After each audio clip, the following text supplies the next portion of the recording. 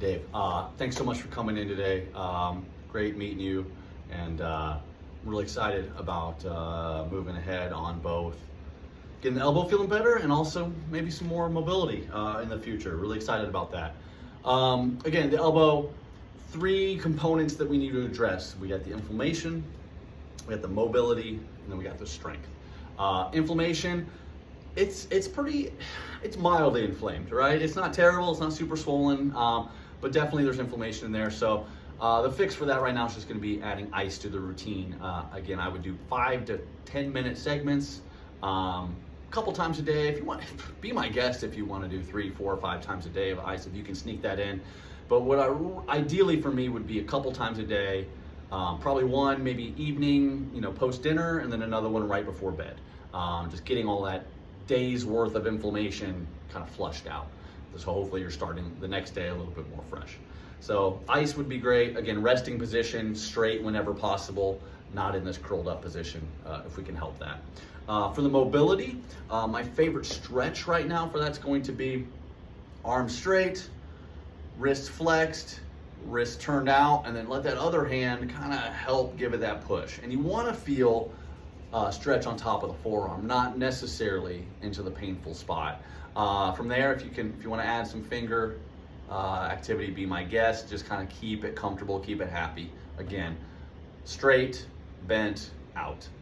That's ideal for getting this area to loosen up. Hey, any massage you want to throw at it too, please be my guest. For strength, we're not ready for dumbbells. We're not ready to pick and hold and grab up heavy things.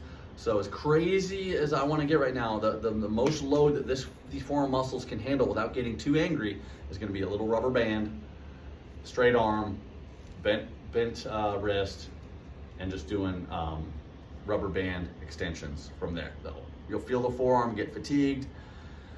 Not big on reps or timing here, maybe 30 seconds, maybe up to a minute. I know I'm gonna need a little breather after about 30, but get that up to a minute, build up the stamina on this forearm. But again, no heavy lifting. If you're gonna lift something heavy, try to scoop it, try to underhand it, try not to go from over the top right now. Avoid quick, sharp, aggressive movements right now. If you know you're gonna lift something heavy, like a child, try to go slow, try to use your right arm and kind of scoop with the left the best you can. You're gonna have some good days and some bad days, but overall, if we point it in the right direction, less inflammation and more mobility and more strength, I see it getting better here pretty quick. All right, other than the elbow, excited to throw a little bit of mobility at you out here. So a 3-part routine you could do either on your own, or I really think getting the kids involved would be wonderful. A little bit of a circuit. I'm not huge on counting reps with these, but again, if you're gonna get kids involved, sometimes it is nice to have that number, or at least a clock. Maybe you put a clock up and you do each one for a minute or so. So the 3 that we had were elevated. We're gonna use your bench because you got it. We got elevated bridges, feet are on, back. We're just lifting up high, not just stopping here, trying to get full range of motion, pushing through the heels, working the legs, the butt, the back, the core, everything's working. So again, roughly a minute on the clock, or you can just say 20 reps. I really don't care. You don't need to count reps if the intensity is low. Then we're going right into bench push-ups. Boom. Again, your technique looked good. Elbows pretty close to the body. They don't need to be pinned to the body, but we don't want them way out here either. So just kind of comfortable, elbows there. Again, put that on the timer. If your daughter has trouble matching this to some degree, you can still use the bench and just do it from the knees, would be fine. And then squats. We have to have something under your heels to make it count. It could be the dumbbells. It could be a couple books or a couple plates back there. Just something to raise the heels. That will let you go deeper.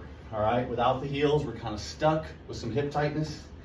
Heels will alleviate that. So heel elevated, full range of motion. We don't need to add weight. We're not going to add weight until we can conquer master body weight.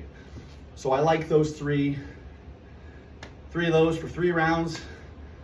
roughly a 9 to 10 minute routine, I think it's beautiful, and you can build off of each of those by changing angles or adding weights to it. So it's a really good start. We'll catch up in 2 weeks, 3 weeks, and we'll go from there. All right, take care. Bye.